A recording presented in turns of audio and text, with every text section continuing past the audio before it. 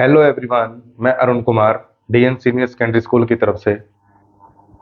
आज हम डिस्कस करेंगे कक्षा 10 विज्ञान के अध्याय 1 से 5 तक के बेसिक कंसेप्ट्स, मूल अवधारणाएं, जिससे आपको टॉपिक को समझने में आसानी रहेगी अध्याय 1 से 5 तक में। तो हम शुरुआत करते हैं सबसे पहले प्रकृति में पाए जाने वाले पदार्थ से। प्रकृति में जितने भी पदार्थ पाए जाते हैं, चाहे वो पानी है या हम लोग भी हैं, जीव जंतु, या इसके अलावा ईंट पत्थर जो कुछ भी है, ये सब छोटे छोटे कणों से मिलकर बने होते हैं। यानी कि इन पदार्थों को जब हम तोड़ते हैं, बारीक से बारीक कण इनका तोड़ते हैं, तो अंतिम सूक्ष्मतम कण जो हमें प्राप्त होता है, यानी सबसे छोटा कण जो तोड़ने के बाद बार बार तोड़ते जाएंगे, अंतिम कण जो हमें प्राप्त होगा, सूक्ष्मतम कण, जिसके अंदर उस पदार्थ के गुण मिलेंगे। उदाहरण के लिए, जैसे कि अपने एक चीनी का एक बोरा है, तो उसके अंदर से अगर एक चीनी को उठाकर देखेंगे तो एक दाने के अंदर भी चीनी के गुण ही मिलेंगे। उसी तरह किसी भी पदार्थ को जब हम बारीक से बारीक तोड़ते हैं, तो उसका अंतिम जो सूक्ष्मतम कण हमें जो प्राप्त होगा, उस कण को हम परमाणु कहते हैं, और उस परमाणु में उस पदार्थ के सारे गुण मिलेंगे। तो परमाणु जो होता है वो पर्टिकुलर एक तत्व का होता है। तत्व यानी कि, उदाहरण के लिए मैं एक छोटा सा उदाहरण लेता हूं यहाँ पर। जैसे कि मैं ले लेता हूं कैल्शियम कार्बोनेट। तो यहां पर देखेंगे अपने कि ये कैल्शियम है, ये कार्बन है और ये ऑक्सीजन है, तीनों मिलकर बना रहे हैं कैल्शियम कार्बोनेट। तो पर्टिकुलर एक को हम, यानी कि कैल्शियम को या कार्बन को या ऑक्सीजन को हम कहेंगे तत्व। और जो परमाणु जो होता है इस तत्व का होता है।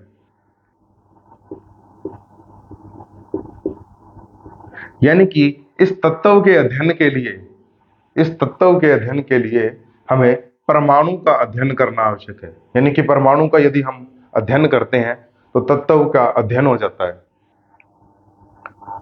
यानी कि तत्व से मिलकर बनने वाले पूरे पदार्थ का भी हम अध्ययन कर सकते हैं। यानी इस पदार्थ को, कैल्शियम कार्बोनेट को, यदि मैं तोड़ता हूं बारीक से बारीक, बारीक से बारीक, अंतिम कण जो प्राप्त होगा वो परमाणु प्राप्त होगा। यानी कैल्शियम कार्बोनेट को मैं तोड़ दूं तो ये calcium oxide plus carbon dioxide इस प्रकार टूटता जाएगा अलग अलग। फिर ऑक्सीजन भी अलग हो जाती है, फिर कैल्शियम अकेला रह जाता है।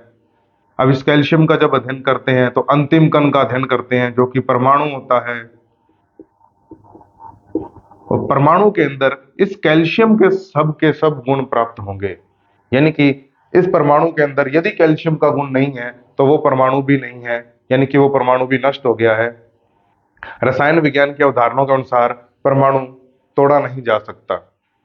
यानी जो अंतिम कण परमाणु हमें जो प्राप्त होगा, उसके अंदर उस तत्व के, यानी उस पदार्थ के सारे गुण विद्यमान होंगे। तो अब हम कंटिन्यू करते हैं। यानी प्रकृति में पाए जाने वाले पदार्थों के अध्ययन के लिए हमें जरूरी है परमाणु का अध्ययन करना।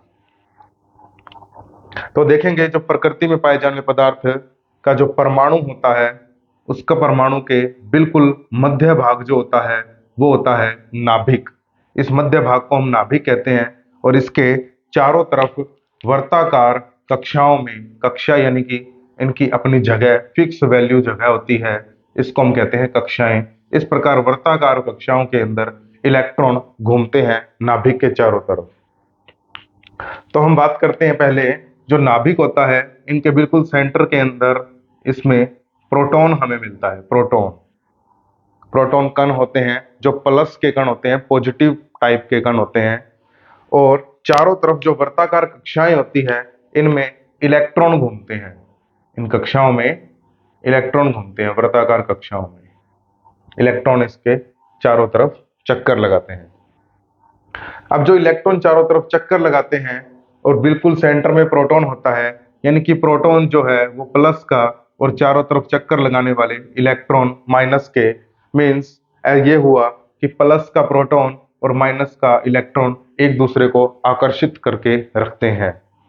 ये हम सभी जानते ही हैं कि धनात्मक आवेश ऋणात्मक आवेश को अपनी तरफ आकर्षित करता है। तो प्रोटॉन इलेक्ट्रॉनों को आकर्षण के कारण इनको अपनी कक्षाओं के अंदर बांधे रखता है, और जिससे परमाणु का अस्तित्व बना रहता है। तो अब हम बात करते हैं आगे कि जब किसी भी तत्व का परमाणु होगा, यानी कि कोई भी परमाणु जब होगा, तो उस परमाणु के अंदर जो गुण धर्म है वो इस प्रकार समझेंगे हम उसको कि परमाणु के अंदर दो चीजें मैंने आपको बताई है, दो पार्टिकल्स मैंने बताए हैं कि प्रोटॉन और इलेक्ट्रॉन पाए जाते हैं। किसी भी परमाणु के अंदर प्रोटॉन जो होते हैं, प्रोटॉनों की संख्या जो होती है वो बराबर ही होती है इलेक्ट्रॉनों की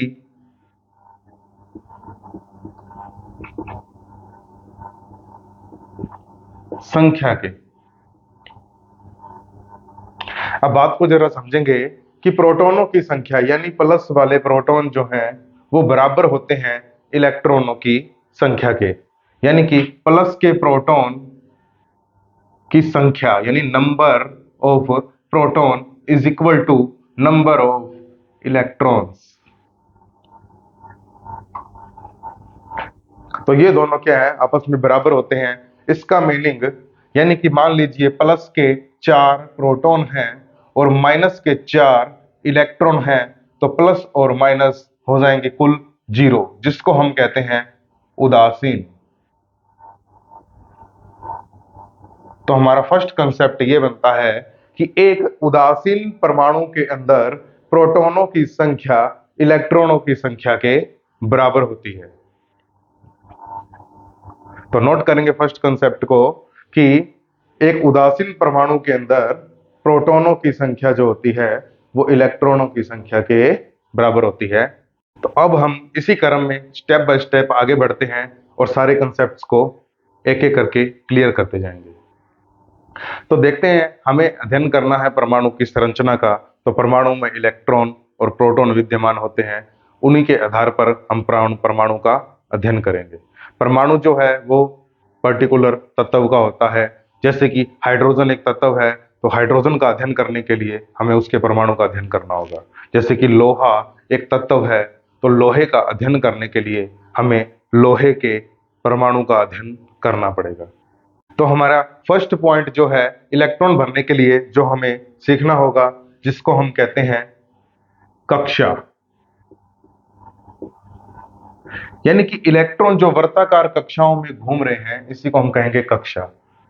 तो ये जो कक्षाएं होती हैं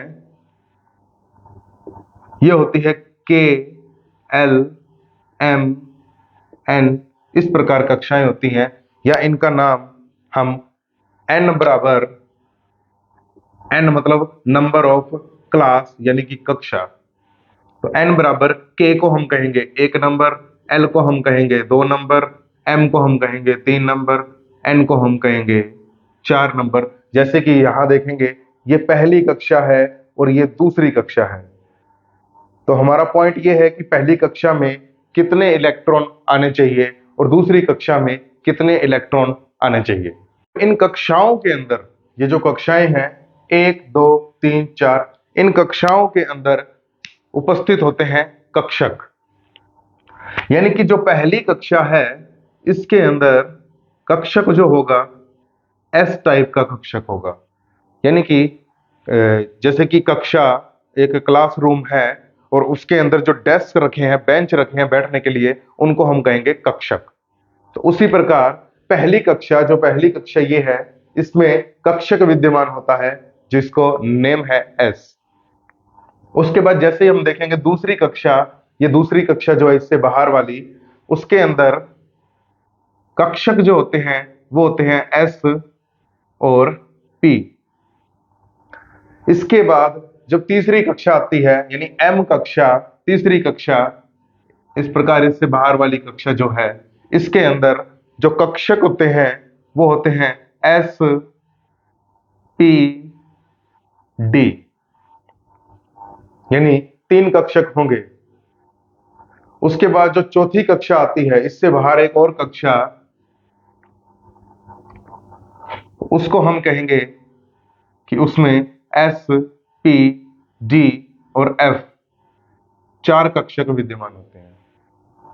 ऐसे ही आगे कंटिन्यू देखते हैं हम। अगर 5वीं कक्षा है तो उसमें भी एस, पी, डी और एफ होंगी, और छठी कक्षा है उसमें भी एस पी डी और एफ, और जो सातवीं कक्षा है उसमें भी एस पी डी और एफ होगा। यानी कि दोबारा देखेंगे, पहली कक्षा में एस कक्षक, दूसरी कक्षा में एस और पी कक्षक, तीसरी कक्षा में एस पी डी कक्षक, और चौथी कक्षा में एस पी डी एफ कक्षक, और उसके बाद सभी कक्षाओं में एस पी डी और एफ रहेंगे। फिर हम आगे कंटिन्यू करते हैं। अब समझेंगे कि कौन सी कक्षा में कितने इलेक्ट्रॉन आ सकते हैं। तो देखेंगे, पहले कक्षक की बात करते हैं। तो एस जो कक्षक है एस, इसमें 2 ही इलेक्ट्रॉन आ सकते हैं, ये इसका नियम है। और जो पी कक्षक है इसमें कुल 6 इलेक्ट्रॉन हम डाल सकते हैं, और जो डी है उसके अंदर हम कुल 10, और एफ के अंदर हम कुल 14 इलेक्ट्रॉन डाल सकते हैं। और बात करते हैं कक्षा की, तो कक्षा के लिए नियम है हमारे पास में 2n स्क्वायर, यानी number of electron is equal to 2n square. n का मीनिंग यहां पर ये वाला n है, पहली कक्षा, दूसरी कक्षा, तीसरी कक्षा, चौथी कक्षा। देखेंगे कैसे, 2n स्क्वायर जो कि नंबर ऑफ इलेक्ट्रॉन्स के लिए है, तो देखेंगे 2 और n के लिए, पहली कक्षा के लिए देखेंगे हम, पहली कक्षा के लिए तो n की जगह हम 1 को रखेंगे, और 1 का स्क्वायर होता है 1, तो 2 गुना में 1 का स्क्वायर 1 बराबर है 2 के। यानी कि पहली कक्षा जो है उसके अंदर कुल 2 इलेक्ट्रॉन आ सकते हैं। देखेंगे अगर हम लिखें कि पहली कक्षा हमारे पास है और उसके अंदर कक्षक है एस, सिर्फ एस कक्षक है, देखेंगे ध्यान से थोड़ा, पहली कक्षा में सिर्फ एस कक्षक है, तो पहली कक्षा के लिए एस कक्षक है, और एस में हम 2 इलेक्ट्रॉन ही डाल सकते हैं, तो 2 इलेक्ट्रॉन मैं डाल देता हूं। अब देखेंगे इस नियम के अनुसार देखें तो पहली कक्षा में 2 इलेक्ट्रॉन, ये देखेंगे पहली कक्षा में 2 इलेक्ट्रॉन, और एस में 2 ही आ सकते हैं, और पहली कक्षा के पास एस कक्षक ही है तो उसमें 2 ही इलेक्ट्रॉन हैं। फिर हम आगे देखते हैं, थोड़ा सा और हम आराम से समझेंगे तो समझ में आएगा। यानी कि दूसरी कक्षा की बात करें तो 2 गुना में n की जगह हमने 2 रखना है, और 2 का करेंगे हम स्क्वायर, जो कि बराबर होगा 2 गुना में 2 का स्क्वायर हो जाएगा 4, और बराबर हो जाएगा 8 के। यानी कि जो दूसरी कक्षा हमारी है इसके अंदर कुल इलेक्ट्रॉन जो है वो आ सकते हैं 8। तो यहां हम दूसरी कक्षा को लिखते हैं, और दूसरी कक्षा में देखते हैं कि कक्षक कौन से हैं, एस कक्षक और पी कक्षक। तो दूसरी कक्षा के लिए एस कक्षक यहां लिखते हैं, और एस में सिर्फ 2 इलेक्ट्रॉन डाल सकते हैं, 2 मैं डाल देता हूं। फिर बात करते हैं दूसरी कक्षा में पी कक्षक के लिए। तो दूसरी कक्षा और पी कक्षक, इसमें कुल 6 इलेक्ट्रॉन आ सकते हैं, तो मैं 6 इलेक्ट्रॉन डाल देता हूं।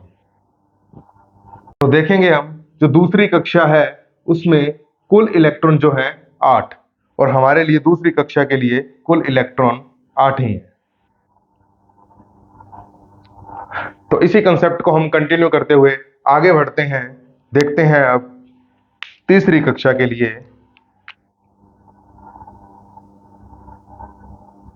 तो जैसे कि 2 गुना में n की जगह हम 3 रखेंगे, और 3 का स्क्वायर करेंगे, बराबर 2 गुना में 3 का स्क्वायर 9, और 9 दूना 18। यानी कि तीसरी कक्षा में कुल 18 इलेक्ट्रॉन हम डाल सकते हैं। तो देखेंगे तीसरी कक्षा के लिए, तीसरी कक्षा में एस कक्षक, तीसरी में पी, तीसरी में डी।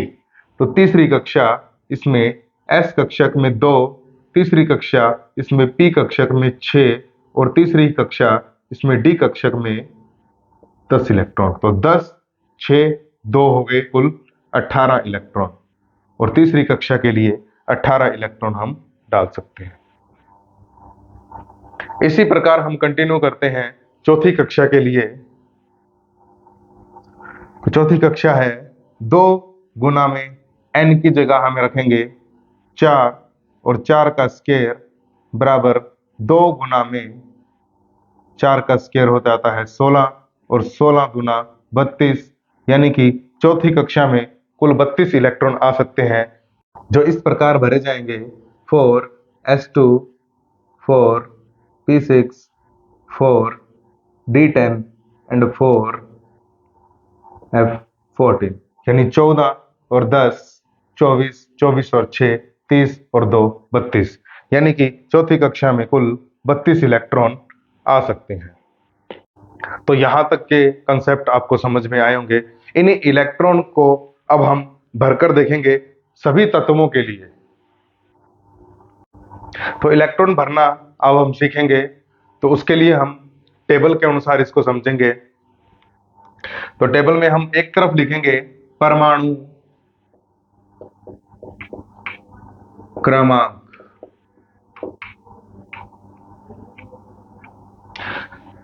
और उसके बाद हम यहां लिखेंगे तत्व, और यहां लिखेंगे तत्व का प्रतीक, और फिर हम लिखेंगे इलेक्ट्रॉनिक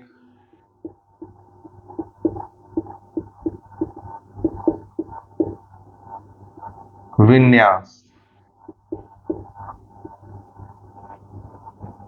और इस प्रकार से हम ये टेबल बना लेंगे।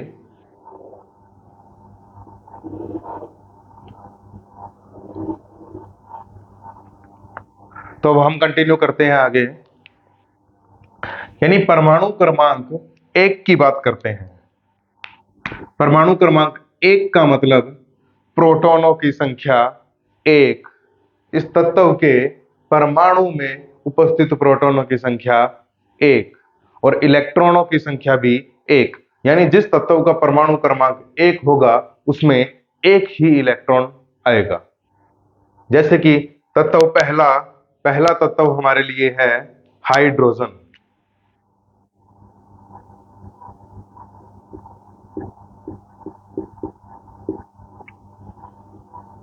और तत्व का प्रतीक जो होता है उसको हम लिखते हैं इस प्रकार H से, और इसका इलेक्ट्रॉनिक विन्यास जो होगा वो इस प्रकार होगा कि ये वाली जो पहली कक्षा है, देखेंगे पहली कक्षा और उसके S कक्षक में इलेक्ट्रॉन हमें भरना है 1, क्योंकि प्रोटॉनों की संख्या ही परमाणु क्रमांक है और प्रोटॉनों की संख्या के बराबर ही इलेक्ट्रॉन होते हैं, तो एक ही इलेक्ट्रॉन।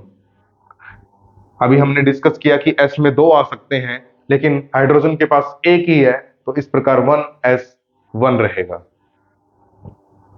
फिर हम बात करते हैं परमाणु क्रमांक 2 के लिए, और परमाणु क्रमांक 2 होता है अपने पास हीलियम। हीलियम का प्रतीक जो होता है वो होता है He, और इसमें इलेक्ट्रॉन देखेंगे परमाणु क्रमांक 2, प्रोटॉनों की संख्या 2 और इलेक्ट्रॉनों की संख्या भी होगी 2। तो पहली कक्षा के S कक्षक में 2 इलेक्ट्रॉन, और पहली कक्षा में कुल 2 इलेक्ट्रॉन आ सकते हैं, उसके पास S कक्षक होता है और S कक्षक में भी 2 इलेक्ट्रॉन आ सकते हैं। तो इसके बाद हम बात करते हैं परमाणु क्रमांक 3 के लिए। परमाणु क्रमांक 3 जो होता है वो होता है लिथियम तत्व का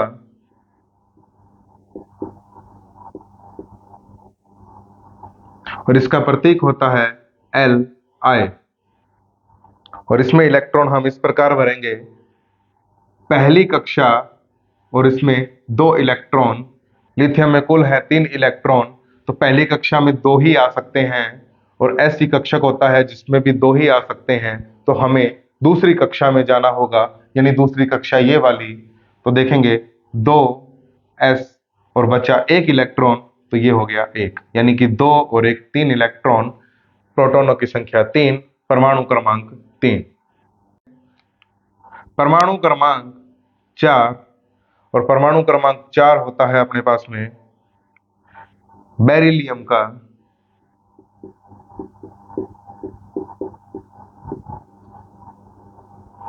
और बेरिलियम का प्रतीक जो है वो है B, छोटा ई। और इसमें इलेक्ट्रॉन भरेंगे पहली कक्षा जिसमें 2 इलेक्ट्रॉन, तो पहली कक्षा में 2 इलेक्ट्रॉन आ सकते हैं जो हमने भर दिए। फिर दूसरी कक्षा के एस कक्षक पे चलेंगे और इसमें 2 इलेक्ट्रॉन, तो कुल इलेक्ट्रॉन हो गए 4, परमाणु क्रमांक है 4, प्रोटॉनों की संख्या भी है 4। फिर हम कंटिन्यू करते हैं 5।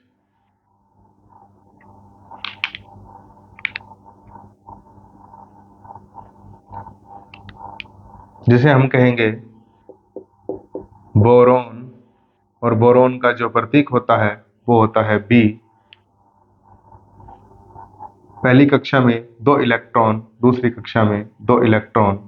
और देखेंगे एस में 2 इलेक्ट्रॉन आ सकते हैं, तो एस में हमने 2 डाल दिए, 2 और 2 4 हो चुके हैं, लेकिन हमें 5वां इलेक्ट्रॉन और भरना है, तो दूसरी ही कक्षा के पी कक्षक में 1 इलेक्ट्रॉन जाएगा।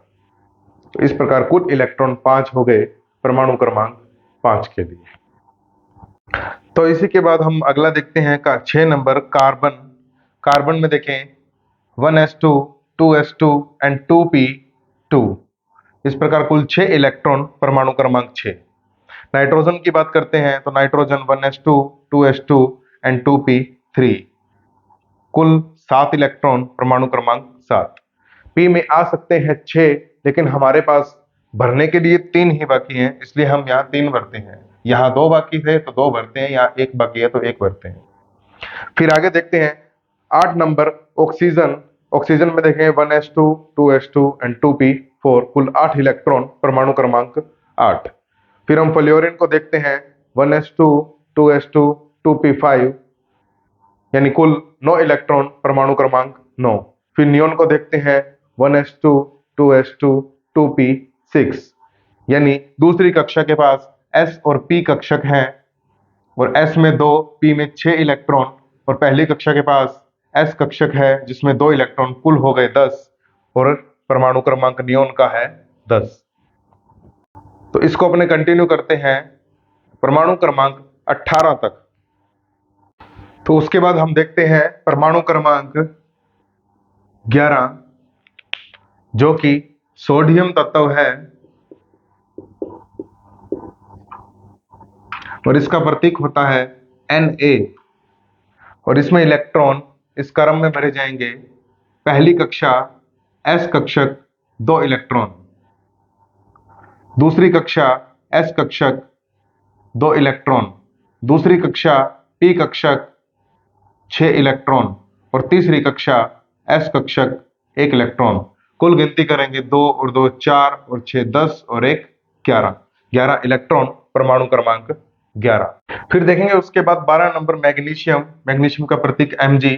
इलेक्ट्रॉनिक विन्यास 1s2, 2s2, 2p6, 3s2, यानी कि पहली कक्षा और S कक्षक में 2 इलेक्ट्रॉन, दूसरी कक्षा S में 2, दूसरी कक्षा P में 6, और तीसरी कक्षा S में 2 इलेक्ट्रॉन। कुल इलेक्ट्रॉन हो गए 12, 2 और 2 4 और 6 और 2 12। मैग्नीशियम 12 इलेक्ट्रॉन, 12 परमाणु क्रमांक। इसी प्रकार हम कंटिन्यू ऐसे भर सकते हैं इलेक्ट्रॉन आर्गन तक, यानी 18 तक। तो इसके बाद देखेंगे हम 19 नंबर, जो कि पोटेशियम के लिए है। 19 नंबर तत्व है पोटेशियम,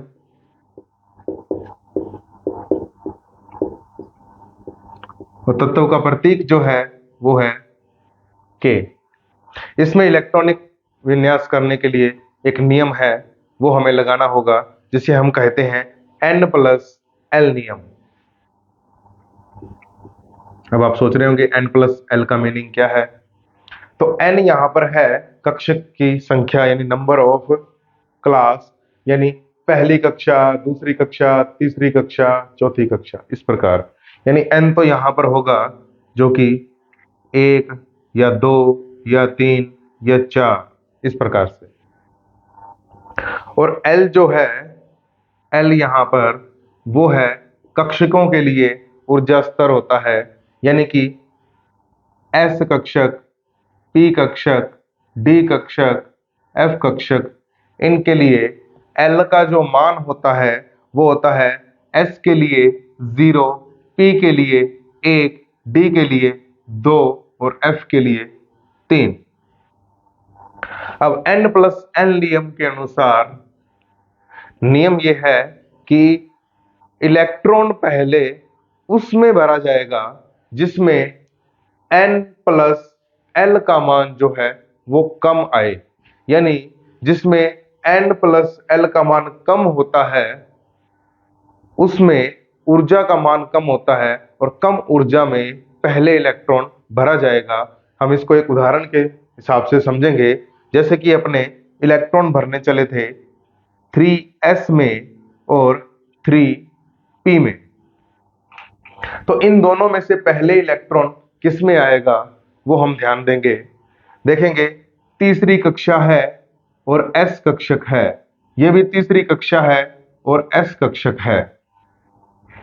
देखेंगे तीसरी कक्षा है मतलब n का मान जो है वो 3 है, यानी कि n बराबर 3, और इसमें s कक्षक है इसलिए l का जो मान है s कक्षक के लिए 0 है, तो l का जो मान है वो है 0, और इन दोनों का योग जो होगा मतलब n+l =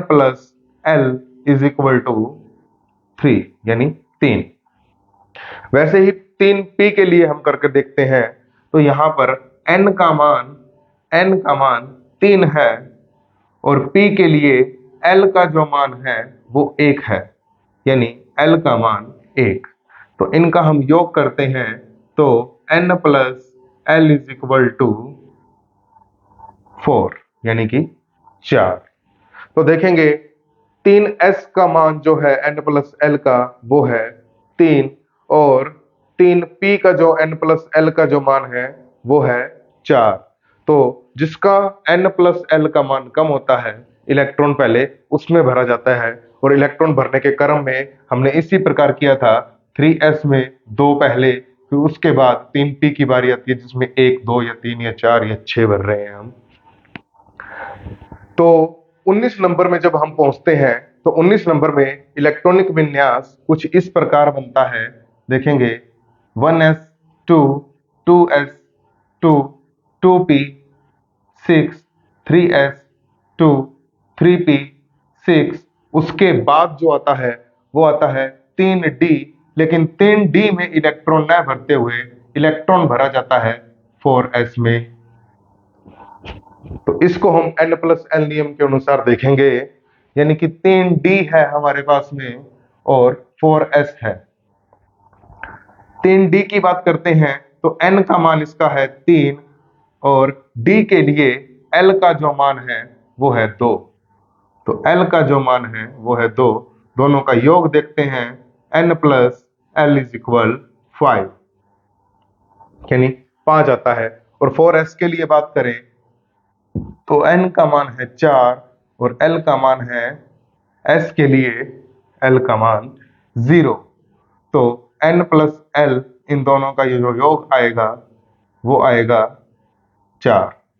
तो इन दोनों में से n+l का मान 4s का जो है वो है 4 और 3d का जो है 5, तो कम ऊर्जा 4s की है इसलिए इलेक्ट्रॉन पहले d में न भरते हुए 3p के बाद सीधा 4s में भरा जाएगा।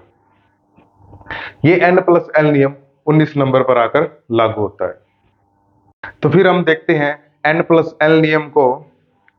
तो n+l नियम कहता है कि जिसका n+l का मान कम होगा पहले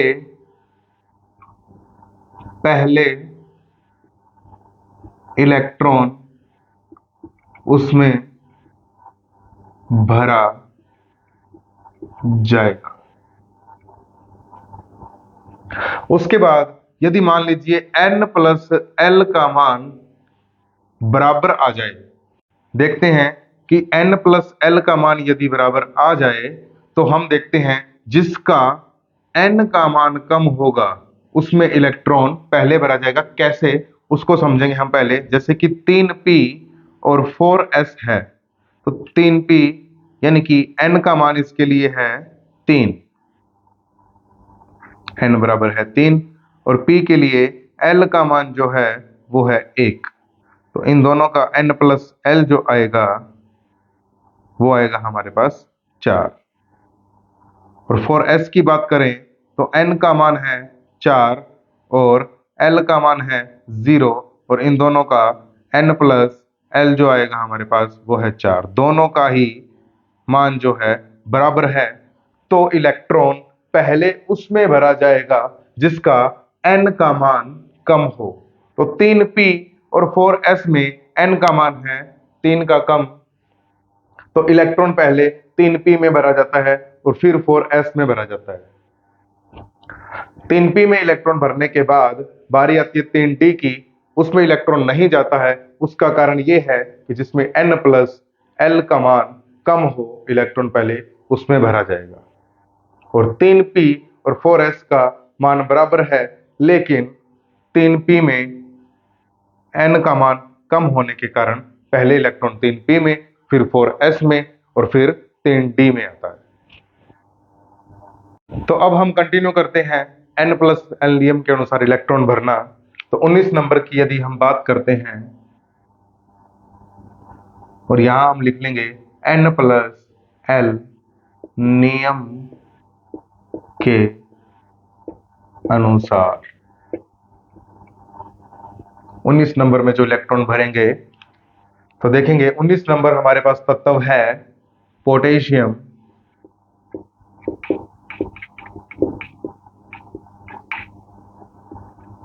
तत्व का जो प्रतीक है वो है K, और इसका इलेक्ट्रॉनिक विन्यास कुछ इस प्रकार होगा।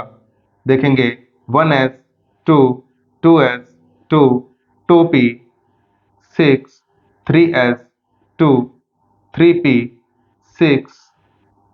3d में इलेक्ट्रॉन न भरकर भरा जाएगा इलेक्ट्रॉन 4s1, क्यों? n+l नियम के अनुसार। तो 3d में यहां इलेक्ट्रॉन रहेंगे 0। तो अब हम इसी प्रकार कंटिन्यू करते हैं 20 नंबर के लिए। तो 20 नंबर जो होगा वो होगा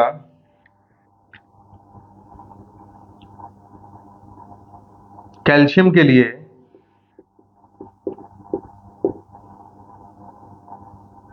जो है प्रतीक इसका Ca, और इलेक्ट्रॉनिक विन्यास होगा 1s2 2s2 2p6 3s2 3p6, 3d में न भरते हुए 4s2।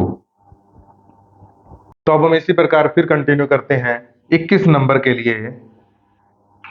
तो 21 नंबर जो कि है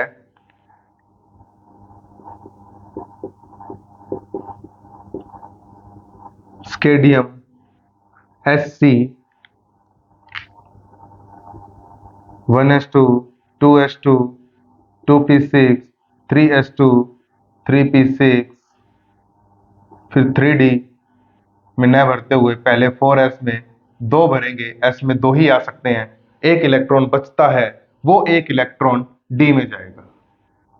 फिर हम बात करते हैं 22 नंबर की। तो 22 नंबर जो होता है वो हमारे पास होता है टाइटेनियम।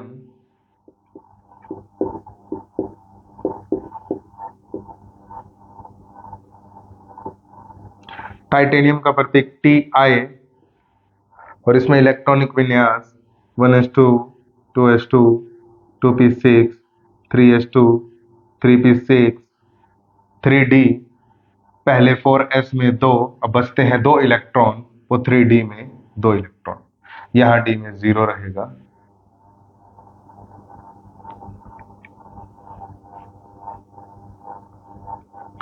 फिर इसी प्रकार हम फिर से 23 नंबर में इलेक्ट्रॉन भरते हैं। 23 नंबर है वेनेडियम।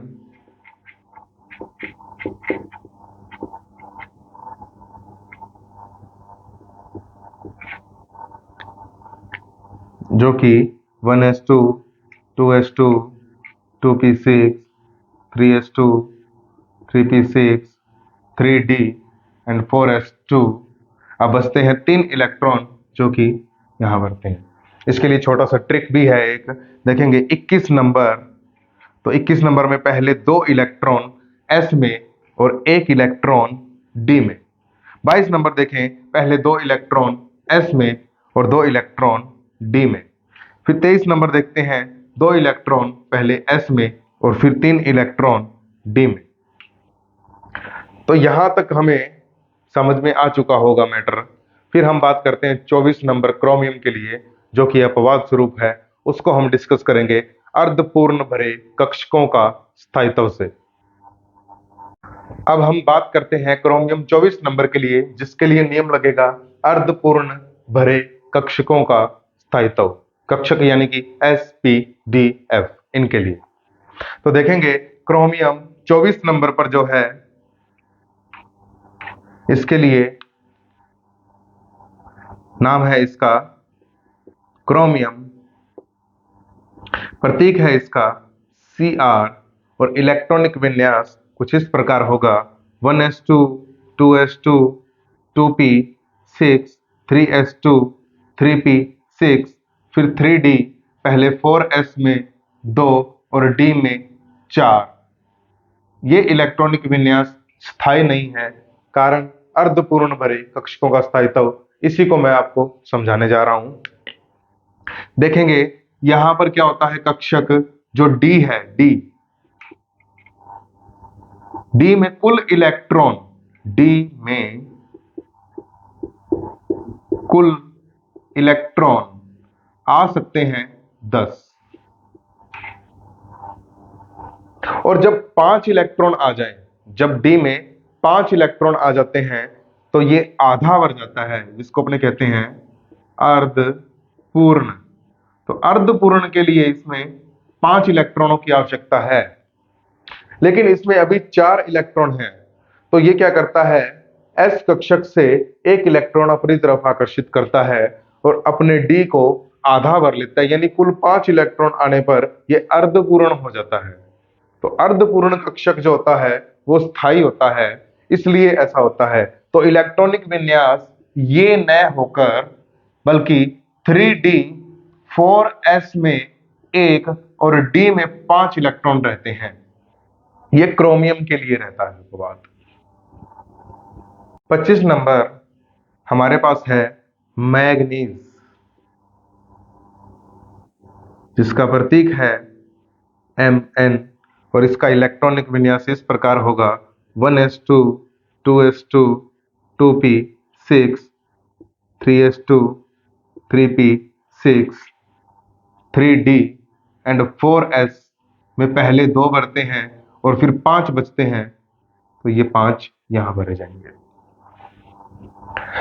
ये इलेक्ट्रॉनिक विन्यास है मैग्नीज का। फिर उसके बाद हम देखते हैं 26 नंबर के लिए। 26 नंबर जो है वो है आयरन, प्रतीक है Fe, इलेक्ट्रॉनिक विन्यास 1s2 2s2 2p6 3s2 3p6 3d 4s में पहले 2 फिर d में 6। फिर हम बात करते हैं 27 नंबर की, जो कि कोबाल्ट है 1s2 2s2 2p6 3s2 3p6 4s2 और फिर 7 इलेक्ट्रॉन d में। उसके बाद निकल की बात करते हैं, तो निकल है 1s2 2s2 2p6 3s2 3p6 फिर s में 2 और 8 इलेक्ट्रॉन d में।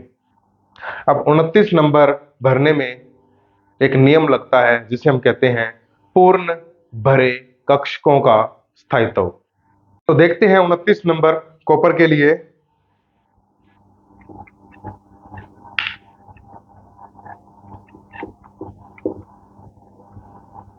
जिसका प्रतीक है Cu, और इलेक्ट्रॉनिक विन्यास 1s2 2s2 2p6 3s2 3p6 3d 4s में 2 इलेक्ट्रॉन नहीं, एक जाकर एक इलेक्ट्रॉन इधर ट्रांसफर हो जाता है। देखेंगे पहले तो s में मैं 2 रखता हूं एक बार के लिए, और 9 इलेक्ट्रॉन और बचते हैं जिनको मैं d में डालता हूं। लेकिन ये इलेक्ट्रॉनिक विन्यास जो है वो स्थायी नहीं होता है। उसका कारण है पूर्ण भरे कक्षकों का स्थायित्व। देखेंगे d में कुल इलेक्ट्रॉन जो हैं वो आ सकते हैं 10, लेकिन इसके पास अभी 9 है, बस एक इलेक्ट्रॉन की आवश्यकता है और ये पूरा भर जाएगा। इसलिए ये s कक्षक से एक इलेक्ट्रॉन ग्रहण करता है और खुद बना लेता है 3d10, यानी कि इलेक्ट्रॉनिक विन्यास ये न रहकर बल्कि 3d10 होकर 4s1 हो जाएगा। यह पूर्ण भरे कक्षकों के स्थायित्व के कारण होता है। फिर बात करते हैं हम 30 नंबर जिंक के लिए,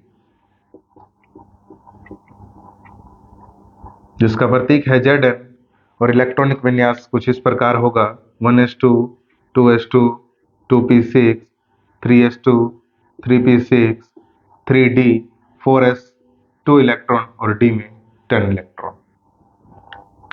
देखेंगे लास्ट में काउंट भी कर सकते हैं हम, 2 और 10 12, 12 और 6 18 और 2 20, 20 और 6 26, 26 और 2 28 और 2 30 इलेक्ट्रॉन। तो कक्षा 10 के लिए कम से कम 30 इलेक्ट्रॉनिक विन्यास आना जरूरी है। तो 1 से 30 तक इलेक्ट्रॉनिक विन्यास हम भरना सीख चुके हैं। तो इसी वीडियो के पार्ट 2 में हम डिस्कस करेंगे कि परमाणु से आयन कैसे बनते हैं और फिर वो अभिक्रियाओं में भाग कैसे लेते हैं, यानी कि रासायनिक अभिक्रियाएं किस प्रकार होती हैं, अभी हम सीखेंगे पार्ट 2 में। तो बने रहे चैनल के साथ और चैनल को शेयर करें, सब्सक्राइब करें, लाइक